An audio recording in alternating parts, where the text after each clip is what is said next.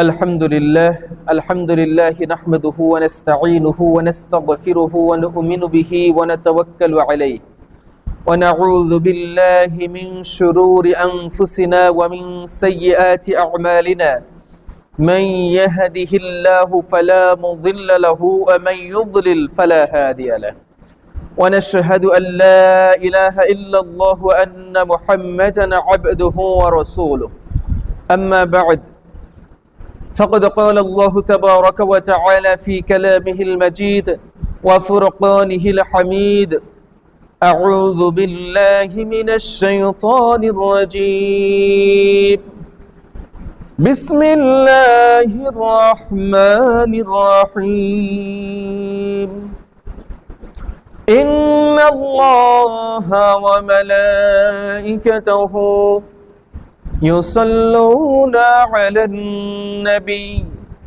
يا أيها الذين آمنوا صلوا عليه وسلموا تسليما اللهم سيدنا مولانا محمد وعلى آل سيدنا مولانا محمد اللهم صل على مولانا محمد وعلى آل سيدنا مولانا محمد اللهم صل على سيدنا مولانا محمد وعلى آل سيدنا مولانا محمد بلغ العلا بكماله كشف الدجى بجماله حسنت جميع خصاله صلوا عليه وآله أما بعد فقد قال الله تبارك وتعالى في كلامه المجيد وفرقانه الحميد أعوذ بالله من الشيطان الرجيم بسم الله الرحمن الرحيم إنما أمره إذا أراد شيئا أن يقول له كن فيكون وقال تعالى في آية أخرى ومن يتوكل على الله فهو حسبه وقال تعالى في آية أخرى فإذا عزمت فتوكل على الله صدق الله المولانا العظيم وصدق رسوله النبي الكريم ونحن على ذلك من الشاهدين الشاكرين মহান রব্বুল আলামিনের শুকরিয়া আদায় করছি যে মহান রব আমাদেরকে গত জুমার পরে আবার একটি নতুন জুমা দেখার, একটি সাপ্তাহিক ঈদের দিন উদযাপন করার তৌফিক দান করেছেন। এই জন্য তার কালিমাতে শুকর আদায় করছি, আলহামদুলিল্লাহ। প্রিয় উপস্থিতি, কয়েকখানা আয়াত এবং আয়াতের অংশ তিলাওয়াত করলাম। অন্য এক আয়াত আল্লাহ রাব্বুল আলামিন বলেছেন, বিসমিল্লাহির রহমানির রহিম, ওমা তাসকুতু মিন ওয়ারাকাতিন ইল্লা ইয়ালামুহা। পূর্বের আয়াতগুলোতে আল্লাহ রাব্বুল আলামিন বলেছেন সূরা ইয়াসিনের মধ্যে, ইন্নামা আমরুহু ইযা আরাদা শাইআন, যখন আল্লাহ রাব্বুল আলামিন কিছু করার ইচ্ছা পোষণ করেন, আন ইয়াকুলা লাহু কুন ফায়াকুন, তিনি তাকে বলেন শুধু হয়ে যাও আর সে হয়ে যায়। তাৎক্ষণিক, কোনো সময় ক্ষেপণ হয় না। কুন ফায়াকুন আরবিতে দুইটা হরফ আছে, একটা হলো সুম্মা আর একটা হলো ফা। যারা আরবি বোঝেন তারা বুঝবেন আর কি। সুম্মা অর্থ হলো একটা কাজ হওয়ার পরে আরেকটা কাজ দীর্ঘ সময় পরে হওয়া, এটা বোঝানোর জন্য সুম্মা শব্দটা ব্যবহৃত হয়। এটার অর্থ হলো অতঃপর। আর ফা শব্দের অর্থ অতঃপর, কিন্তু এটা হলো একটা কাজ হওয়ার পরে তাৎক্ষণিকভাবে আরেকটা কাজ হয়ে যাওয়া। অর্থাৎ কুন ফায়াকুন, তিনি যখন বলেন কুন হয়ে যাও, ফায়াকুন সাথে সাথে সেটা হয়ে যায়। আমরা কি করা লাগে, কোনো একটা কাজ করতে চাইলে, কোনো একটা ইচ্ছা বা বাস্তবায়ন করতে চাইলে আমাদেরকে প্রথমে একটা প্রিপারেশন নিতে হয়, প্রস্তুতি নিতে হয়, জিনিসপত্র গুছাইতে হয়, এরপরে কাজ করা লাগে, এরপর এটা হয়। তো আল্লাহ রাব্বুল আলামিনের ক্ষেত্রটা এরকম না, তিনি যখন কিছু চান, ইচ্ছা করেন আর বলেন কোন, সাথে সাথে সেটা হয়ে যায়। তো তার সক্ষমতার সীমাহীন, মহান রবের সক্ষমতা সীমাহীন। আমাদের সক্ষমতা যেমন সীমাবদ্ধ, আমরা সবকিছু পারি না, চাইলেই সবকিছু করতে পারি না, কিন্তু আল্লাহ রাব্বুল আলামিনের সক্ষমতা সীমাহীন, তিনি যা ইচ্ছা তাই করতে পারেন। এরপর একখানা আয়াত তিলাওয়াত করেছিলাম, আল্লাহ রাব্বুল আলামিন বলেছেন ও মাইয়া তাওয়াক্কাল আলাল্লাহ ফাহুয়া হাসবুহ, যে ব্যক্তি আল্লাহর উপর ভরসা করে তাওয়াক্কুল করে আল্লাহ রাব্বুল আলামিন তার জন্য যথেষ্ট হয়ে যান। সুবহানাল্লাহি ওয়া বিহামদিহি। তাওয়াক্কুল শব্দটা আসছে ওয়াকলুন থেকে, ওয়াও কাফ লাম। তাওয়াক্কুল শব্দটা হলো আরবি ভাবে তাফাউলের মাসদার, এটার অর্থ হলো নির্ভর করা, ভরসা করা। আর এটার মূল শব্দ অক্ষর হলো ওয়াও কাফ লাম, ওয়াকলুন। আমরা এখান থেকে ওয়াকিল শব্দটা ব্যবহার করি। তাওয়াক্কুলের চাইতে ওয়াকিলটা বেশি বুঝি, কারণ আমাদের অনেকেই মামলায় জড়িত। বেশিরভাগ মানুষই কম বেশি জীবনে মামলায় জড়াইছেই, আর মামলা মানেই হলো ওয়াকিল, যাদেরকে অ্যাডভোকেট বলে। ওয়াকিল শব্দটি আমাদের মধ্যে বেশি পরিচিত। ওয়াকিল শব্দের অর্থ হলো জামিনদার বা অভিভাবক। আমরা ওয়াকিলের কাছে কি করি? একটা কথা আছে যে ওয়াকিলের কাছে এবং ডাক্তারের কাছে কোনো কিছু গোপন করতে হয় না। আপনার যত সমস্যাই হোক, যত পার্সোনাল কথাই হোক, এই দুই ব্যক্তির কাছে কখনো এগুলো গোপন করা যায় না। আপনি ওয়াকিলের কাছে গেছেন, গিয়ে যদি আপনার ঘটনাটা সম্পর্কে কিছু তথ্য লুকায় রাখেন যে এই কথাটা বললে আমার ইজ্জত থাকবে না, আমি অপরাধী হয়ে যাব, ওকিলের সামনে উকিল সব জেনে যাবে, এই কথা চিন্তা করে যদি কথাটা না বলেন, তাহলে ওয়াকিল আপনার পক্ষে লড়াই করতে পারবে না ঠিক মতো। এই জন্য ওয়াকিলের কাছে সবকিছু খুলে বলতে হয়। আর আরেকজন হচ্ছে ডাক্তার। ডাক্তারের কাছে গিয়ে আপনি এমন একটা রোগে পড়ে গেলেন যেটা ডাক্তারের কাছে বলতে লজ্জা লাগে, আপনি বললেন না, তাইলে আপনার চিকিৎসা হবে না, আপনি অসুস্থ থেকে যাবেন। এই জন্য বলা হয় ওয়াকিলের কাছে আর ডাক্তারের কাছে কখনো কিছু গোপন করতে হয় না। ওয়াকিল হলো আমাদের দুনিয়ার জীবনে এমন একজন অভিভাবক, যার উপরে আমরা অন্ধবিশ্বাস রাখি। তাকে আমাদের কাগজপত্র, জমি জমা, দলিল, খতিয়ান, প্রমাণ আদি যত কিছু আছে সবকিছু তার হাতে তুলে দেই, দিয়ে তাকে বলি আপনি যেভাবে হোক এই মামলা থেকে আমাকে খালাস করে আনবেন। বলি না, যারা মামলায় পড়ছেন তারা, যিনি আসামি তিনি কখনো নিজে কোর্টে কথা বলতে পারেন না অনুমতি ছাড়া। যা কথা বলার ওয়াকিলের মাধ্যমে বলতে হয়, তাইলে সবকিছু ওয়াকিলের মাধ্যমেই করা লাগে। তো এই জন্য ওয়াকিলকে আমরা সবকিছু বলি, এই জন্য তাকে বলা হয়েছে অভিভাবক, ওয়াকিল। ঠিক এই শব্দটা থেকে আসে তাওয়াক্কুল, আল্লাহর উপর পরিপূর্ণ ভরসা করা। আল্লাহ রাব্বুল আলামিন বলেন মাইয়া তাওয়াক্কাল আলাল্লাহ ফাহুয়া হাসবুহ, যে আল্লাহর উপরে ভরসা করে, নির্ভর করে, আল্লাহ তার জন্য যথেষ্ট হয়ে যান। আর দুনিয়ার কোনো কিছুর মুখাপেক্ষিতা তার প্রয়োজন হয় না, কোনো কিছুর দরকার হয় না, কারো কাছে দৌড়ানো দরকার হয় না। সে চেষ্টা চালাবে আর ভরসা রাখতে হবে কার উপরে? আল্লাহর উপরে। আল্লাহ তার জন্য যথেষ্ট হয়ে যান। এটা কিন্তু আমাদের কথা না, এটা কার কথা? আল্লাহর কথা। আল্লাহ বলছেন যে ব্যক্তি আমার উপরে নির্ভর করবে, ভরসা করবে, তাওয়াক্কুল করবে, আমি তার জন্য যথেষ্ট হয়ে যাব। ইন্নাল্লাহা বালিগু আমরি, এরপরে বলছেন আল্লাহ নিশ্চয়ই আল্লাহ তার উদ্দেশ্য, তার আকাঙ্ক্ষা, তার চাহিদাকে অবশ্যই পরিপূর্ণ করবেন।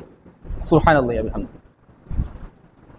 আল্লাহর হাবিব সাল্লাল্লাহু আলাইহি সাল্লাম, তো যেটা বলতেছিলাম যে ওয়াকিলের কাছে আমরা যেমন সবকিছু খুলে বলি, আমাদের মনের যত গোপন কথা, যত প্রকাশ্য কথা, যত অপরাধের কথা, আমাদের সম্পর্কে, আমার নিজের সম্পর্কে সব থেকে বেশি কে জানে?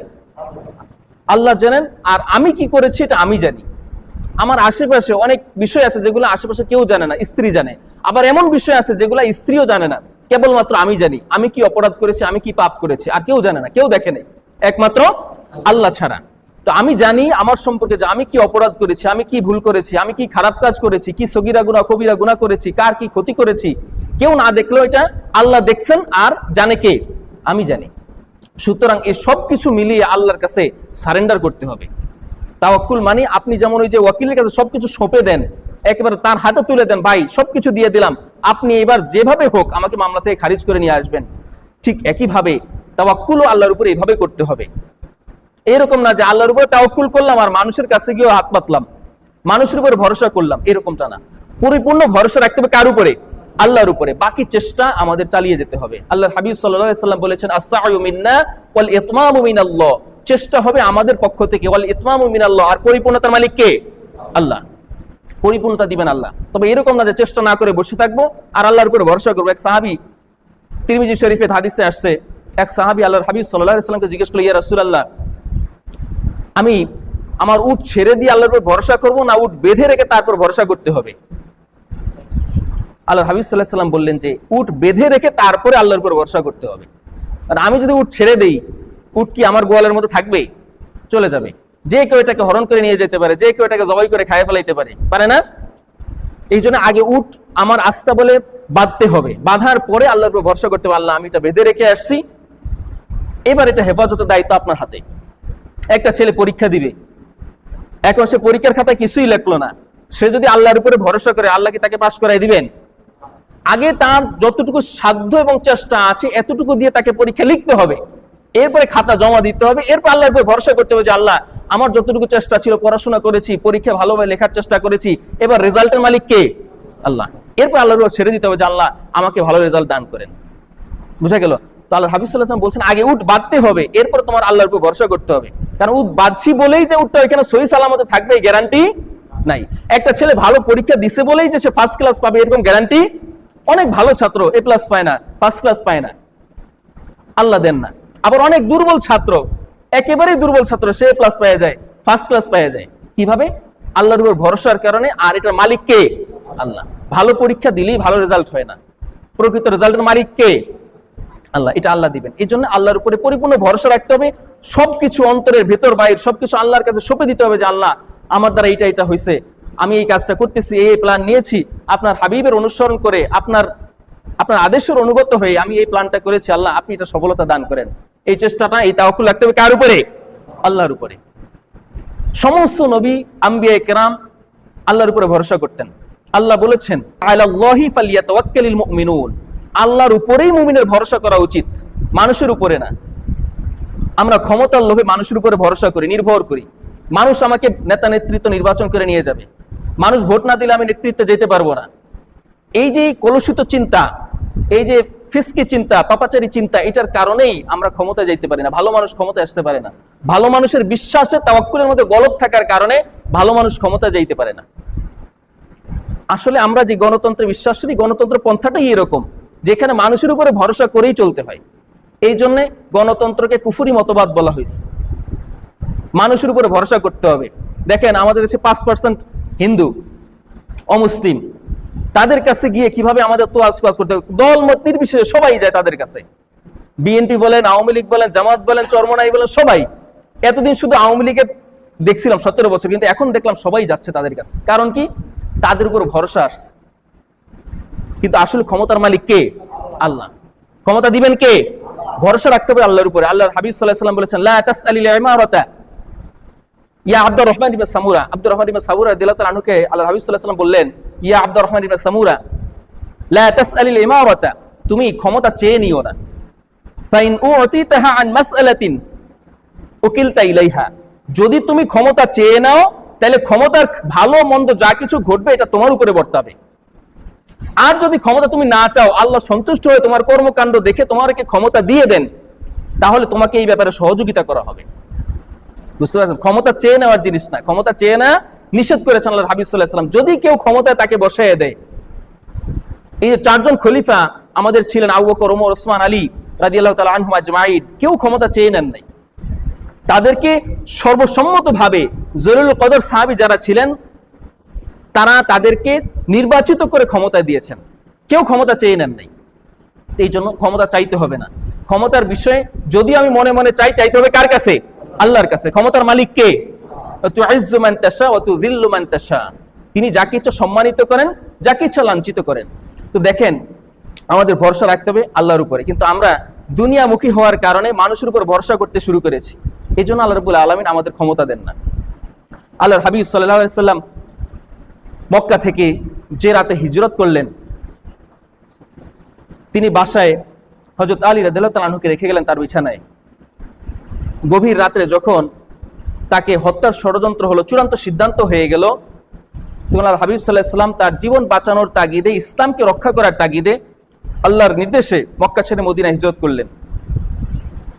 মক্কা থেকে মদিনাটা হলো দক্ষিণ দিকে। মক্কার কোন দিকে? দক্ষিণ দিকে। তো আল্লাহর হাবিব সাল্লাল্লাহু আলাইহি ওয়াসাল্লাম অত্যন্ত দূরদর্শী ছিলেন। তিনি বুঝছেন যে আমি যদি রাতের গভীরে বের হই, আমাকে সকালে কাফিররা মুশরিকরা খুঁজবে। তিনি দূরদর্শিতার করে দক্ষিণ দিকে না গিয়ে উত্তর দিকে চলে গেছেন। কয়েক মাইল উত্তরে গিয়ে একটা গুহায় আশ্রয় নিলেন। নেওয়ার পরে যখন ঘোষণা হলো যে মুহাম্মদের মাথা যে কর্তৃত্ব করে নিতে পারবে তাকে পুরস্কৃত করা হবে, তখন সবাই লেগে গেছে। মক্কার সমস্ত মুশরিকরা খুঁজতে শুরু করছে আল্লাহর হাবিব সাল্লাল্লাহু আলাইহি ওয়াসাল্লাম কোথায় আছেন। খুঁজতে খুঁজতে একদল মুশরিক ওই পাহাড়ের কাছে চলে গেছে, গুহার কাছে চলে গেছে। সাথে ছিলেন হযরত আবু বকর রাদিয়াল্লাহু তাআলা আনহু। তারা গুহায় আশ্রয় নিলেন। আবু বকর রাদিয়াল্লাহু তাআলা তার যে লুঙ্গি ছিল, লুঙ্গিটা ছিঁড়ে ওই গুহার যতগুলো ছিদ্র ছিল সমস্ত ছিদ্রগুলো বন্ধ করে দিলেন, যে এখান থেকে বিষাক্ত পোকামাকড় এসে তাকে আক্রান্ত করতে পারে। সর্বশেষ 2টা গর্ত বাকি ছিল, ওই 2টা তিনি পায়ের আঙ্গুল দিয়ে বন্ধ করে রাখলেন। তো তারা 2জন এখানে আশ্রয় ছিলেন, 3 দিন 3 রাত ওইখানেই ছিলেন। হযরত আবু বকরের ছেলে আব্দুল্লাহ তাদের জন্য খাবার নিয়ে যেতেন রাতের অন্ধকারে, এবং আবু বকরের একজন দাস ছিলেন, তিনি ছাগল চড়াইতে চড়াইতে ওই গুহার কাছে চলে যেতেন, তাদেরকে রাতের দুধ পান করাইয়া আবার ওগুলা নিয়ে আসতেন, কেউ টের পায়নি। এভাবে চলতেছিল, 3 দিন চললো। এক পর্যায়ে মুশরিকরা খুঁজতে খুঁজতে সেই গুহার কাছে চলে গেছে। আবু বকর রাদিয়াল্লাহু আনহু ভয় পেয়ে গেলেন, ইয়া রাসূলুল্লাহ, আমরা তো বোধহয় ধরা পড়ে গেলাম, আমাদের ধরা পড়লে তো 2জনের শিরচ্ছেদ হয়ে যাবে। আল্লাহর হাবিব সাল্লাল্লাহু আলাইহি ওয়াসাল্লাম বলেন, লা তাখাফ ইন্নাল্লাহা মা'ানা। হে আবু বকর, ভয় পেও না, আমাদের সাথে কে আছেন? আমরা কার রাস্তায় হিজরত করতেছি? আল্লাহর রাস্তায়। হে আবু বকর, তুমি ভয় পেও না, আমাদের সাথে আল্লাহ আছেন। এই যে তাওয়াক্কুল করলেন আল্লাহর উপরে, তারা ভয় পেয়ে গেছেন। আমরা তো ভয় পেয়ে যেতাম, ভয় ওখান থেকে ছুটে দৌড় মারতাম, কিন্তু তারা ভরসা করলেন কার উপরে? এটা হলো চূড়ান্ত নির্ভরতা, চূড়ান্ত তাওয়াক্কুল, চূড়ান্ত ভরসা। আল্লাহ রাব্বুল আলামিন তাদের ভরসার প্রতিদানটাও সেভাবে দিলেন। ওই মুশরিকরা আসলো, গুহার কাছে আসলো, গুহার মুখে গিয়ে দেখলো যে গুহার মুখে মাকড়সা বাসা করে ভরে ফেলছে, সেখানে আবার একটা পাখিরও বাসা আছে। তারা চিন্তা করলো, এখানে যদি মানুষের যাতায়াত থাকতো তাহলে এই মাকড়সা এখানে বাসাগুলো থাকতো না, এখানে পাখি বাসা করতো না। কারণ সাধারণত পাখিগুলা বাসা করে, পশু পাখি বাসা করে ওই সেই জায়গায় যেখানে সাধারণত মানুষের চলাচল থাকে না। তো তারা ধারণা করলো যে এখানে মুহাম্মদ থাকতে পারে না, কোনো লোক থাকতে পারে না, যেহেতু মুখে মাকড়সার বাসা, তারা ফেরত গেল সেখান থেকে। এই কাজটা করলেন কে? আল্লাহ সুবহানাহু ওয়া তাআলা। তার উপরে ভরসা করার প্রতিদান দিলেন। হযরত মূসা আলাইহিস সালাম যখন মিশর ছেড়ে ঈমানদারদেরকে নিয়ে জীবন রক্ষার তাগিদে চলে যাচ্ছিলেন, ফেরাউন প্রায় 30 লক্ষ সৈন্য নিয়ে তাদের পিছু ধাওয়া করতেছিল। তারা ছুটতে ছুটতে এক পর্যায়ে সমুদ্রের তীরে গিয়ে দাঁড়াইলেন। সামনে সমুদ্র, ডান দিকে পাহাড়, বাম দিকে উঁচু পাহাড়, এগুলা ছেদ করা সম্ভব না। পিছনে ফেরাউন আসতেছে, একদিকে ফেরাউন আরেকদিকে সমুদ্র। তারা কোথায় যাবেন? এখন মূসা আলাইহিস সালাম তো আল্লাহর উপর ভরসা করছেন, যে কিন্তু তার উপরে যারা ঈমান এনেছিল তারা একটু দুর্বল চিত্তের ঈমানদার ছিল। তারা মূসা আলাইহিস সালামকে প্রশ্ন করা শুরু করলো, হে মূসা, আল্লাহ কি এখানে আসতে বলছেন আমাদেরকে? ঠিক করে বলো। কিন্তু তাদের বিশ্বাস ছিল, যদি আল্লাহ এখানে আসতে বলেন, আল্লাহ তো আমাদেরকে রক্ষার জন্য আসতে বলছেন, তাহলে এখানে আটকে গেলাম কেন? তারা বারবার মূসা আলাইহিস সালামকে প্রশ্ন করতেছিলেন, হে মূসা, ঠিক করে বলো, এখানে আল্লাহ কি আমাদেরকে আসতে বলছিলেন? তো মূসা আলাইহিস সালাম অবশ্যই হ্যাঁ। যখন ফেরাউনের সৈন্য কাছাকাছি চলে আসলো, একজন বলে ফেললো, হে ইয়া নবী আল্লাহ, আমরা তো শেষ হয়ে গেলাম, আমাদের ধরতে পারলেই তো সবাইকে খতম করে দিবে, আমাদের পরিবার পরিজন বংশ সহ ধ্বংস করে দিবে ফেরাউন। তো মূসা আলাইহিস সালাম বললেন, না কাল্লা, এটা কখনো হইতে পারে না। ইন্না মাইয়া রব্বি, আমাদের রব আমার সাথে আছেন, সাইয়াহদিন, তিনি আমাদেরকে পথ দেখাবেন। কার উপর ভরসা করলেন? সমস্ত পথ বন্ধ হয়ে গেছে দুনিয়ার। আমরাও মাঝে মধ্যে এরকম করি, আমরা মানুষের উপর ভরসা করি, ক্ষমতার উপর ভরসা করি, করতে করতে একটা পর্যায়ে যখন এই ক্ষমতা, আশেপাশের মানুষ, আত্মীয় স্বজন আমাদের কোনো কাজে আসে না, তখন আমরা ভরসা করি কার উপরে? আল্লাহর উপরে। যখন এরকম একটা মানুষ, পথহারা মানুষ আমাদের কাছে আসে, তার মুক্তির কোনো পথ নাই, বাঁচার কোনো সুযোগ নাই, তখন আমরা বলি, ভাই, যার কেউ নাই তার আল্লাহ আছেন। আমরা এই কথাটা বলি। সর্বশেষ এটা কারণ কি? কারণ মানুষের ক্ষমতা যেখানে শেষ, সেখানে আল্লাহর ক্ষমতার শুরু। এই জন্য সব দুনিয়ার সব থেকে ব্যর্থ হওয়ার পরে আমরা ভরসা করি কার উপরে? কিন্তু আসলে এটা শেষে নয়, শুরুতেই যদি আমরা আল্লাহর উপরে ভরসা করি, তাইলে আমাদের এই সমস্যায় পড়তে হয় না। মূসা আলাইহিস সালাম, আল্লাহ মূসা আলাইহিস সালামের জন্য পথ খুলে দিলেন সমুদ্রের মাঝখানে। মূসা আলাইহিস সালামকে বললেন, আনিদ্রিব বিআসাকাল বাহর। আল্লাহ তাআলা বললেন, হে মূসা, তোমার এই হাতের লাঠি দ্বারা তোমার এই বাহারকে, এই সমুদ্রকে আঘাত করো। মূসা আলাইহিস সালাম সমুদ্রকে আঘাত করলেন। একটা রাস্তা না, তাফসীর ইবনে কাসিরে আসছে, আল বিদায়া নিহা কিতাবে আসছে, 12টা রাস্তা খুলে গেছে তাদের জন্য। সুবহানাল্লাহি ওয়া বিহামদিহি। 12টা রাস্তা কেন? তাফসীরে আসছে 12টা রাস্তা খোলার কারণ হলো, মূসা আলাইহিস সালামের সাথে যে বংশগুলো ছিল, এদের মধ্যে 12টা গোত্র ছিল। তো কোন গোত্র আগে যাবে, এই কম্পিটিশন যাতে তাদের মধ্যে না লাগে, মারামারি হানাহানি শুরু না হয়ে যায়, এই জন্য আল্লাহ 12টা গোত্রের জন্য 12টা পথের ব্যবস্থা করে দিয়েছেন। সুবহানাল্লাহ। এটা কার উপরে ভরসা করার কারণে হলো? আল্লাহর উপরে। বদর যুদ্ধের কথা আপনারা জানেন, মাত্র 313 জন সাহাবায়ে কেরামকে নিয়ে আল্লাহর হাবিব সাল্লাল্লাহু আলাইহি সাল্লাম 1000 সশস্ত্র কাফিরের বিরুদ্ধে যুদ্ধ করলেন। এই যুদ্ধটা আমাদের সময়ের যুদ্ধের মতো না। কিন্তু মনে করেন একজন মুসলমান, তার কাছে একটা বোমা আছে, অ্যাটম বোমা বা যে কোনো একটা সাধারণ বোমা আছে, আর কাফির মুশরিক 50 জন একত্রিত হয়েছে আপনার বিরুদ্ধে। এখন শক্তিশালী কে? আসলে 50 জন শক্তিশালী আমাদের দৃষ্টিতে, কিন্তু যার হাতে একটা বোমা আছে, প্রকৃতপক্ষে এখনকার যুগে সে বেশি শক্তিশালী। সে চাইলে একটা বোমা দিয়ে 50 জনকে উড়াই দিতে পারে, পারে না? একদম সহজ। কিন্তু তখনকার যুদ্ধটা এরকম ছিল না যে 313 জন সাহাবী 313টা বোম মারিয়া 1000 জনকে ধ্বংস করে দিস, এত সহজ ছিল না। এটা মল্ল যুদ্ধের মতো ছিল, কুস্তির মতো ছিল। একজন মানুষের সাথে কুস্তি করে পারে, সর্বোচ্চ 2 জন 3 জনের সাথে পারে, কিন্তু একজন মানুষ 4 5 জন 10 জনের সাথে পারে না। 313 জন সাহাবী, অল্প কয়েকজন ছিল তীরন্দাজ, তীর ছিল, 2টা ছিল মাত্র ঘোড়া, কোন কোন বর্ণায় পাওয়া যায় অল্প কয়েকটা উট ছিল, 10-12টার মতো উট ছিল তাদের। আর কাফিরদের 60টা, কোনো মতে 70টা উট ছিল, অসংখ্য তীরন্দাজ ছিল, তারা পরিপূর্ণ যুদ্ধের সাজসজ্জায় আসছিল। আর মুসলমান মাত্র 313 জন, আর তারা 1000 জন। সব দিক থেকে তারা এগিয়ে ছিল। কোন কোন সাহাবায়ে কেরাম আল্লাহর হাবিব সাল্লাল্লাহু আলাইহি ওয়াসাল্লামের কাছে এসে বলছে, ইয়া রাসূলুল্লাহ, আমাদের কোনো অস্ত্র নাই, কি দিয়ে যুদ্ধ করব? আল্লাহর হাবিব সাল্লাল্লাহু আলাইহি ওয়াসাল্লাম তাদের হাতে খেজুর গাছের ডালা কেটে দিলেন, নাও এটা দিয়ে যুদ্ধ করো। সর্বশেষ আল্লাহ রাব্বুল আলামিন তার কাছে আল্লাহর হাবিব সাল্লাল্লাহু আলাইহি ওয়াসাল্লাম অত্যন্ত কাকুতি মিনতি করে দোয়া করলেন, ইয়া আল্লাহ, আমরা আজকে নিজের স্বার্থে, দুনিয়ার স্বার্থে কেন যুদ্ধ করতে আসি নাই। আমরা সংখ্যা মাত্র 313 জন। এই 313 জনই তখন এই পৃথিবীর বুকে মাত্র মুসলমান। এই 313 জনের বাহিরে আর কোনো মুসলমান ছিল না। আল্লাহর হাবিব বললেন, ইয়া আল্লাহ, আজকে যদি এই 313 জন পরাজিত হয়, এই 313 জনকে তারা হত্যা করলে দুনিয়াতে আপনার ইসলামের দাওয়াত দিবে কে? আল্লাহ সুতরাং আজকে আমাদেরকে 313 জনকে কাফির মুশরিকদের বিরুদ্ধে বিজয়ী দান করেন। আল্লাহ রাব্বুল আলামিন বলেছেন তিনি 1000, অন্য এক আয়াতে বলেছেন 5000 ফেরেশতার মাধ্যমে সরাসরি বদরের যুদ্ধে মুসলমানদেরকে সাহায্য করেছেন। সুবহানাল্লাহ। কারণ কি? কারণ মুসলমানদের অস্ত্র ছিল না, সংখ্যায় কম ছিল, এরপরও তারা কেন যুদ্ধে নামলেন? কার উপরে ভরসা করে? আল্লাহর উপরে। আল্লাহ রাব্বুল আলামিন সরাসরি তাদেরকে মদদ দিলেন। হযরত ইউনূস আলাইহিস সালাম যখন মাছের পেটে চলে গেলেন, তখন তিনি মাছের পেট থেকে বের হওয়ার চেষ্টা করেন নাই। এরকম কোনো বর্ণনা নাই যে তিনি মাছের পেট থেকে বের হওয়ার চেষ্টা করছেন। তাফসীরে পাওয়া যায় 40 দিন 40 রাত যাবত তিনি মাছের পেটে ছিলেন। অক্সিজেন নাই, হাওয়া নাই, বাতাস নাই, আলো নাই, যেগুলো মানুষের বেঁচে থাকার জন্য দরকার। সর্বপ্রথম অক্সিজেন, তারপরে আলো, বাতাস, এগুলো দরকার। তার কিছুই ছিল না। আল্লাহ রাব্বুল আলামিন তাকে 40 দিন সেখানে জীবিত রাখলেন, কারণ তার একটা কাজ আল্লাহ রাব্বুল আলামিনের পছন্দ হয় না। এর জন্য আল্লাহ রাব্বুল আলামিন তাকে এই পরীক্ষার মধ্যে ফেললেন। আর পরীক্ষার মধ্যে পড়ে ইউনূস আলাইহিস সালাম ভরসা করলেন কার উপরে? আল্লাহর উপরে।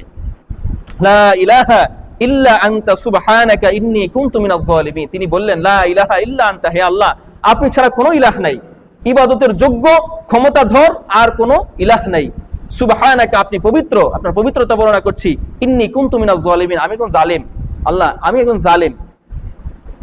আসামি যখন সব রাস্তা তার জন্য বন্ধ হয়ে যায় কোর্টে যাওয়ার পরে, সে দেখলো তার দলিল প্রমাণ কোনো কিছুই কাজে আসতেছে না, সবকিছু তার বিরুদ্ধে, উকিলও তাকে রক্ষা করতে পারছে না, তখন সে কি করে? অপরাধী কি করে? অপরাধী তার অপরাধ স্বীকার করে নেয় যে মহামান্য আদালত, আমি আমার অপরাধ স্বীকার করে নিলাম, আমি এই কাজ করছিলাম, আমি এই কাজ করছি, এবার আপনি যে শাস্তি দেন সেটা গ্রহণ করে নেব। এটা কেন বলে? সে মৃত্যু থেকে বাঁচার জন্য না মৃত্যুর দিকে যাওয়ার জন্য? সে মনে করে যে এখন যদি সত্য কথা বলি শেষমেশ এসে, তাহলে হয়তো আমার সত্যবাদিতা দেখে সে আমাকে মুক্ত করতে পারে। ইউনূস আলাইহিস সালাম দেখলেন তার মুক্তির কোনো পথ নাই, একমাত্র মুক্ত করতে পারে কে? আল্লাহ। তিনি এই জন্য আল্লাহর কাছে সারেন্ডার করলেন, আত্মসমর্পণ করলেন। লা ইলাহা ইল্লা আনতা, হে আল্লাহ, আপনি ছাড়া আর কোনো ইলাহ নাই, আমাকে রক্ষা করার মতো কোনো মাবুদ আজকে নাই। সুবহানাকা ইন্নী কুনতু মিনাজ জালিমিন, আপনার সমস্ত প্রশংসা। মানুষের কাছে কিছু চাইতে হলে আগে কি করতে হয়? তার প্রশংসা করতে হয়, তেল মালিশ করতে হয় দুনিয়ার মানুষের কাছে। একইভাবে আল্লাহর কাছে কিছু চাইতে হইলেও আল্লাহর প্রশংসা করতে হয়। সূরা ফাতিহা শুরু হয়েছে কি দিয়া? আলহামদুলিল্লাহি রাব্বিল আলামিন, সমস্ত প্রশংসা বিশ্বজাহানের রব আল্লাহর জন্য। এরপরে বলছে কি? ইয়্যাকা না'বুদু ওয়া ইয়্যাকা নাস্তাইন। পরের অংশগুলোতে আল্লাহ বলছেন ইয়্যাকা না'বুদু, আমরা আপনার ইবাদত করি, ওয়া ইয়্যাকা নাস্তাইন, আপনার কাছে সাহায্য চাই। এই যে সাহায্য চাইলেন, সাহায্য চাওয়ার শুরুতে কি করতে হলো? আল্লাহর প্রশংসা করতে হলো। এটা আল্লাহর সুন্নাত, আল্লাহ শিখিয়ে দিয়েছেন আমাদেরকে যে কারো কাছে কিছু চাইতে হইলে, কারো থেকে কিছু পাইতে হইলে আগে তার প্রশংসা করতে হয়, তার তৈল মর্দন করতে হয়। আল্লাহ রাব্বুল আলামিনের কাছে যে তিনি মুক্তি চাইলেন, মুক্তি চাওয়ার শুরুতে তিনি বললেন, লা ইলাহা ইল্লা আনতা, আপনি ছাড়া কোনো ইলাহ নাই, আমি আপনার কাছে সারেন্ডার করছি। সুবহানাকা, এরপরে তার পবিত্রতা বর্ণনা করলেন। ইন্নী কুনতু মিনাজ জালিমিন, এরপর তার অপরাধ স্বীকার করে নিলেন যে হে আল্লাহ, আমি একজন অপরাধী ছিলাম, আমি জালিম, আমি জুলুম করেছি আমার প্রতি, আপনি আমাকে হেফাজত করেন। আল্লাহ রাব্বুল আলামিন তাকে সেখান থেকে তাৎক্ষণিক ওই মাছের পেট থেকে রক্ষা করলেন। এই যে সবকিছু, এই সবকিছুর মূলে কি? তাওয়াক্কুল, নির্ভরতা, ভরসা। এই ভরসা কার উপর রাখতে হবে? আল্লাহর উপরে। এমন অসংখ্য ঘটনা আছে যেগুলোর দ্বারা আমরা চাক্ষুষ প্রমাণ পেয়ে আল্লাহ রাব্বুল আলামিন সরাসরি তাদেরকে হেফাজত করেছেন। হযরত ইব্রাহিম আলাইহিস সালাম এক মেলায়, মুশরিকদের মেলা, ইব্রাহিম আলাইহিস সালামকে দাওয়াত দিল সবাই, চলেন মেলা দেখতে যাই। আর সেই মেলায় হবে পূজা, শিরকের কাজ হবে। সেখানে ইব্রাহিম আলাইহিস সালামকে দাওয়াত দিলে হাদিসে আসছে 3টা জায়গায় ইব্রাহিম আলাইহিস সালাম মিথ্যা কথা, হিকমাতান, মিথ্যা কথার আশ্রয় নিয়েছিলেন। তার মধ্যে একটা হলো এইটা, তাকে যখন মুশরিকরা সে মেলার দিকে ডাকলো, তিনি জানেন সেখানে গেলে কুফরি কাজ হবে, সেখানে শিরকের কাজ হবে, সেখানে মূর্তি পূজা হবে। এই জন্য তিনি বললেন আনা সাকিম, আমি অসুস্থ। কিন্তু প্রকৃত পক্ষে ইব্রাহিম আলাইহিস সালাম অসুস্থ ছিলেন না, কিন্তু তিনি বললেন আমি অসুস্থ। এটার মধ্যে একটা হিকমত আছে, সেটা হলো তিনি মানসিকভাবে অসুস্থ। ওইখানে যাওয়ার জন্য মানসিকভাবে অসুস্থ, ওইখানে যাইতে তার মন সায় দিচ্ছে না, এটা একটা অসুস্থতা, যে আমি সাকিব, আনা সাকিম, আমি অসুস্থ, আমি তোমাদের সাথে মেলায় যাইতে পারবো না। তো তিনি রয়ে গেলেন, আর সবাই গ্রামের সবাই চলে গেল মেলায়। ইব্রাহিম আলাইহিস সালাম একটা প্ল্যান করলেন। তাদের একটা বিশাল বড় গৃহ ছিল, যেখানে তাদের সমস্ত মূর্তিগুলো রাখা ছিল। এখানে আবার একটা বড় মূর্তি ছিল, আবার কতগুলো ছোট মূর্তি ছিল। তিনি একটা হিকমতের আশ্রয় গ্রহণ করলেন ওদেরকে শিক্ষা দেওয়ার জন্য। তিনি একটা কুঠার নিলেন, কুড়াল, যেটাকে আমরা কুড়াল বলি, একটা কুড়াল নিয়ে সমস্ত মূর্তিগুলোকে ভেঙে চুরমার করে দিলেন। দেওয়ার পরে ওই কুড়ালটাকে নিয়ে রেখে দিলেন বড় মূর্তিটার গলার মধ্যে, ওইটাকে আর ভাঙেন নাই। বড় মূর্তিটার গলার মধ্যে কুঠারটা রেখে দিলেন। এরপরে কাফিররা যখন মেলা থেকে ফেরত আসলো, এসে দেখলো হায় হায় তাদের সমস্ত মূর্তিগুলো ধ্বংস হয়ে গেছে। এখন তো হায় হায় শুরু হয়ে গেল, এটা কারা ধ্বংস করছে, কে ধ্বংস করেছে, সবাই খুঁজতে শুরু করলো। এর মধ্যে একজন বলা শুরু করলো যে ইব্রাহিমকে দেখছিলাম আমাদের মূর্তি নিয়ে আজে বাজে কথা বলে, ইব্রাহিমকে ধরে আনো। একমাত্র ইব্রাহিমই শুনছিলাম আমাদের মূর্তি নিয়ে আজে বাজে মন্তব্য করে, সুতরাং তাকে ধরে নিয়ে আসো। ইব্রাহিম আলাইহিস সালামকে নিয়ে আসা হলো। ইব্রাহিম আলাইহিস সালাম সমস্ত কিছু দেখলেন, দেখার পরে তিনি বললেন এগুলো আমি তো করি নাই। এই দ্বিতীয় মিথ্যার আশ্রয় নিলেন। তিনি বলেন এগুলো আমি ভাঙি নাই, দেখো ওই যে কুঠারটা দেখা যায় বড় মূর্তির গলায়, সুতরাং এটাই এই কাজ করছে। এখন সবাই বলতে শুরু করছে ওইটা তো এই কাজ করতে পারে না, তো নড়াচড়া হাঁটতে পারে না। এখন ইব্রাহিম আলাইহিস সালাম বলেন তাহলে তাকে জিজ্ঞেস করে দেখো সে কি বলে। তখন তারা বলে তো কথাও বলতে পারে না। ইব্রাহিম আলাইহিস সালাম বলেন দেখো তোমরা এমন একটা মূর্তির ইবাদত করো যে কথাও বলতে পারে না, নিজেকে রক্ষাও করতে পারে না, যে তোমাদের কোনো ন্যায়ও করতে পারে না, তোমাদের সাথে অন্যায়ও করতে পারে না, তোমাদের উপকারও করতে পারে না, অপকারও করতে পারে না। তোমরা এমন একটা অথর্ব মূর্তির ইবাদত করো। তো যখন কোনো যুক্তি তাদের সাথে পারলো না, তারা ইব্রাহিম আলাইহিস সালামের সাথে পারলো না, তখন তারা সিদ্ধান্ত নিল ইব্রাহিম আলাইহিস সালামকে দুনিয়া থেকেই সরাই দিতে হবে। যেহেতু কথাবার্তায়, যুক্তিতে, দলিলে কোনো দিক দিয়ে আর পারতেছে না, তখন সর্বশেষ আশ্রয় নিল তাকে দুনিয়া থেকে সরাই দিতে হবে। যেভাবে মুহাম্মদ সাল্লাল্লাহু আলাইহি ওয়াসাল্লামকেও তারা সব দিক থেকে চেষ্টা করেছে, অত্যাচার করেছে, অবিচার করেছে, জুলুম করেছে, নির্যাতন করেছে, দলিল আদিল্লাহ দিয়ে, যুক্তি তর্ক দিয়ে চেষ্টা করেছে, ইহুদিদেরকে ভাড়া করে এনেও মুহাম্মদ সাল্লাল্লাহু আলাইহি ওয়াসাল্লামের সাথে বহস করেছে, কিন্তু সর্বচেষ্টা যখন ব্যর্থ হলো তখন তারা তাকে হত্যার সিদ্ধান্ত নিল। ইব্রাহিম আলাইহিস সালামের সেই উম্মতেরাও একই কাজ শুরু করলো। তারা সিদ্ধান্ত নিল ইব্রাহিমকে হত্যা করা হবে। সবাই মিলে আগুনের কুণ্ডলী তৈরি করলো, ইব্রাহিমকে পোড়া দিয়ে হত্যা করা হবে। তাফসিরে আসছে, আল্লামা ইমাদুদ্দিন ইবনে কাসির তার আল বিদায়া নিহা কিতাবে লিখছেন যে এমন একটা সিচুয়েশন তৈরি হয়েছিল যে ওইখানের কাফির মুশরিকরা মানত করা শুরু করছে যে যদি আমার এই কামনা পূরণ হয়, বা আমার একটা সন্তান যদি আসে, বা আমার অমুক ইচ্ছা যদি আল্লাহ আমার যদি ইচ্ছাকে সত্য করেন, বাস্তবায়ন করেন, তাইলে আমি ইব্রাহিম আলাইহিস সালামের যে পুরানো জোরে কুণ্ডলী করতেছে, কুণ্ডলীতে কিছু লাকড়ি দান করব। নাউজুবিল্লাহ বলবেন না। আমরা মানত করি কার নামে? আল্লাহর উদ্দেশ্যে, মসজিদে দান করার জন্য, আল্লাহর রাস্তায় ব্যয় করার জন্য মানত করি। তারা মানত করছে, ওইটাকে নেক কাজ মনে করছে। তারা যে ইব্রাহিম আলাইহিস সালামকে পোড়া দিবে, এটাকে তারা নেক কাজ মনে করছে। তো বলছে আমার মনের কামনা যদি পূর্ণ হয় তাহলে ইব্রাহিমকে পোড়া দেওয়ার জন্য কিছু লাকড়ি আমি দান করব। নাউজুবিল্লাহ। এমন কঠিন অবস্থা হয়ে গেছে। ইব্রাহিম আলাইহিস সালামকে যখন আগুনে দেওয়া হলো, মিনজানিক নামক অস্ত্র, এটা আমাদের এই অস্ত্র শস্ত্র এখন যে আধুনিক অস্ত্র, এই অস্ত্রের আগের যুগে ব্যবহার হতো, এটা বলা হয় মিনজানিক। এটার দ্বারা পাথর নিক্ষেপ করা হতো দূর থেকে। আগুনের কুণ্ডলীটা এত বড় হয়েছে, ওটার ধারে কাছে কেউ যাইতে পারে না। এখন ইব্রাহিম আলাইহিস সালামকে ওটার মধ্যে ফেলবে কিভাবে? এই জন্য দূর থেকে যাতে ইব্রাহিম আলাইহিস সালামকে ছুড়ে মারতে পারে, এই জন্য একটা অস্ত্র তৈরি করলো, এটার নাম হলো মিনজানিক। এটার মাধ্যমে ইব্রাহিম আলাইহিস সালামকে আগুনে নিক্ষেপ করলো। যখন ইব্রাহিম আলাইহিস সালামকে আগুনে নিক্ষেপ করলো, দূর থেকে সবাই দেখতেছে। আল্লাহ রাব্বুল আলামিন ব্যবস্থা করে রাখছেন। সাধারণত এত গভীর আগুনের মধ্যে যখন কিছু পড়ে, এটা কিন্তু দূর থেকে দেখা যায় না। আল্লাহ রাব্বুল আলামিন সবাইকে দেখার জন্য, চাক্ষুষ সাক্ষী রাখার জন্য সবার সামনে এমন ভাবে তুলে ধরলেন আগুনকে, সবাই দেখতেছিল যে ইব্রাহিম আলাইহিস সালাম আগুনের মধ্যে পড়ে কি কাজ করতেছেন। ইব্রাহিম আলাইহিস সালাম যখন আগুনে পড়লেন, কোন ফেরেশতার সাহায্য নিলেন না, কোন মানুষের কাছে ক্ষমা চাইলেন না, মানুষদেরকে বললেন না ভাই আমাকে এখান থেকে রক্ষা করো, আমি তোমাদের সাথে আছি, এই কথাও বলেন নাই, কোন মিথ্যার আশ্রয় নেন নাই। তিনি বলেন হাসবুনাল্লাহু ওয়া নি'মাল ওয়াকিল, আল্লাহই আজকে আমার জন্য যথেষ্ট, আর তিনি আমাদের উত্তম অভিভাবক। সুতরাং তিনি তার উপর ভরসা করা শুরু করলেন। ইব্রাহিম আলাইহিস সালামের বাবা আজর, অন্যান্য বর্ণনায় আছে তারেক, সে ওইখান থেকে সে মন্ত্রী ছিল, সে ওইখানে তার আসলে বসে দেখতেছিল ইব্রাহিম আলাইহিস সালাম আগুনের মধ্যে আল্লাহ রাব্বুল আলামিনের আদেশে শান্তির মধ্যে আছেন। আল্লাহ রাব্বুল আলামিন বলেন, কুলনা, আল্লাহ বলেন আমি বললাম, কুলনা ইয়া নারু, হে আগুন, কুনি বারদান ওয়া সালামান আলা ইব্রাহিম, তুমি ইব্রাহিমের উপরে শান্ত হয়ে যাও, ইব্রাহিমের উপরে শীতল হয়ে যাও আর শান্তির জায়গা হয়ে যাও। আল্লাহ কিন্তু শুধু এটুক বললেই পারতেন, কুলনা ইয়া নারু কুনি বারদান, তুমি হে আগুন তুমি ইব্রাহিমের জন্য কি হয়ে যাও, ঠান্ডা হয়ে যাও, এটুক বলে কিন্তু আল্লাহ ক্ষান্ত হন নাই। আল্লাহ তাকে বললেন ও সালামান আলা ইব্রাহিম, তুমি ইব্রাহিমের জন্য শান্তির স্থান হয়ে যাও। কেন বললেন? গরম আমরা যেমন সহ্য করতে পারি না, ঠান্ডা কি আমরা সহ্য করতে পারি? আমার হাতে যদি একটু বরফ খন্ড দেওয়া হয়, আমি এটা সহ্য করতে পারবো না। আল্লাহ রাব্বুল আলামিন ঠান্ডা হয়ে যাওয়া মানে এরকম ঠান্ডা না যে ঠান্ডা ইব্রাহিম আলাইহিস সালাম সহ্য করতে পারবেন না।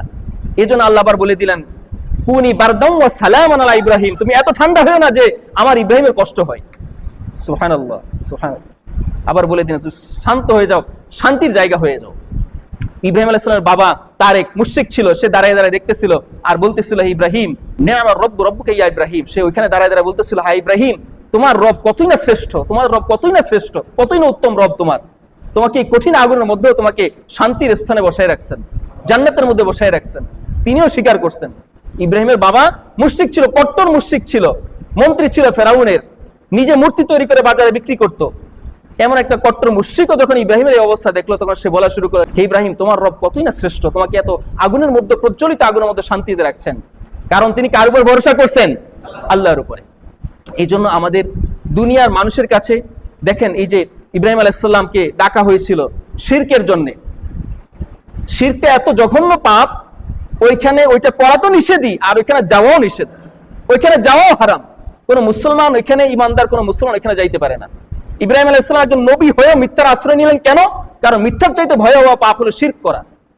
এই জন্য তিনি শিরক থেকে বাঁচার জন্য তিনি মিথ্যার আশ্রয় নিলেন, যে না আমি অসুস্থ, আমি শিরকের কাজে যাব না। আজকে আমরা ক্ষমতার লোভে পড়ে নিজের ইমানকে বিসর্জন দিয়ে যেখানে শিরক হচ্ছে, আল্লাহ লানত পতিত হচ্ছে, হযরত ওমর রাদিয়াল্লাহু তাআলা বলেছেন যে ওইখানে যাও না তোমরা, যেখানে পূজা হয়, যেখানে শিরক হয়, তোমরা সেখানে যেও না, সেখানে আল্লাহ লানত বর্ষিত হতে থাকে।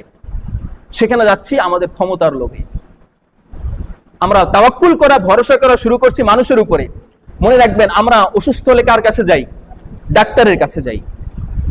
আমরা মামলায় পড়লে কার কাছে যাই? ওয়াকিলের কাছে যাই। আমরা যাই, ঠিক আছে, দুনিয়ার চেষ্টা আমাদের জারি রাখতে হবে, কিন্তু ভরসা রাখতে হবে কার উপরে? দুনিয়ার উকিল আমাকে কিচ্ছু করতে পারবে না, দুনিয়ার ওষুধ আমাকে অসুস্থতা থেকে রক্ষা করতে পারবে না, এই বিশ্বাস রাখতে হবে। যদি এই বিশ্বাস আপনার মনে না থাকে যে ওষুধ খাইলেই আমি সুস্থ হয়ে যাব, এরকম বিশ্বাস যদি থাকে, তাহলে আপনি কুফরি করলেন, আপনি শিরক করলেন। বিশ্বাস রাখতে হবে এই ওষুধের মাধ্যমে আল্লাহ আমাকে সুস্থ করবেন। এই ওষুধ দান করেছেন কে? ডাক্তাররা কি নিজের থেকে তৈরি করছে ওষুধ? প্রাকৃতিক নির্যাস থেকে, এটাকে রসায়নের মাধ্যমে এই জিনিসগুলো তৈরি করছেন। এটা তাদের কোনো আলাদা জগৎ থেকে ওষুধ তৈরি করে নিয়ে আসেন নাই। এই প্রাকৃতির মধ্যে, আল্লাহ প্রকৃতির মধ্যে যে সমস্ত রসদপত্র দিয়েছেন, এই রসদপত্র থেকেই তারা কেমিক্যাল তৈরি করে রসায়ন কেমিস্ট্রির মাধ্যমে এটাকে ওষুধে পরিণত করছেন। তাহলে সবকিছুর মূলে কে? তাহলে ভরসা রাখতে হবে কার উপরে? আল্লাহর উপরে। এই জন্য সবসময় নিজের বিশ্বাসকে শক্ত রাখবেন। যে কোনো কঠিন কাজ আল্লাহ সহজ করে দিবেন। আল্লাহ রাব্বুল আলামিন বলেছেন, ওয়া মান ইয়াত্তাকিল্লাহা ইয়াজআল লাহু মাখরাজান ওয়া ইয়ারযুকহু মিন হাইসু লা ইয়াহতাসিব। যে ব্যক্তি আল্লাহকে ভয় করে, ওয়া মান ইয়াত্তাকিল্লাহা ইয়াজআল লাহু মাখরাজান, আল্লাহ তার জন্য বের হওয়ার পথ বের করে দিবেন। যে কোনো কঠিন মুসিবতে থাকুক, যে কোনো কঠিন ব্যারিকেডে পড়ে থাকুক, আল্লাহ রাব্বুল আলামিন সেখান থেকে বের হওয়ার জন্য রাস্তা খুলে দিবেন তার জন্য। যে আল্লাহকে ভয় করে, আল্লাহর উপর তাওয়াক্কুল করে, ওয়া ইয়ারযুকহু মিন হাইসু লা ইয়াহতাসিব, আর এমন জায়গা থেকে তার জন্য রিজিকের বরাদ্দ দিবেন যে সে কল্পনাও করে নাই, সেখান থেকে তার জন্য রিজিক আসতে পারে। এই জন্য সর্বদা চেষ্টা করব, আমরা সর্বোচ্চ চেষ্টা করবো আল্লাহর উপর ভরসা। এটা ইমানেরও একটা অংশ। আল্লাহকে ভালোবাসা, আল্লাহকে ভয় করা, আল্লাহর উপর ভরসা রাখা, এটা ইমানেরও একটা অংশ। যাই হোক, আল্লাহ রাব্বুল আলামিন আমাদের সকলকে মহান রবের উপরে পরিপূর্ণ ভরসা করা তৌফিক দান করুন। সকলে বলি আমিন। ওয়া মা আসআলুকুম মিন আজরিন ইন আজরিয়া ইল্লা আলা রাব্বিল আলামিন।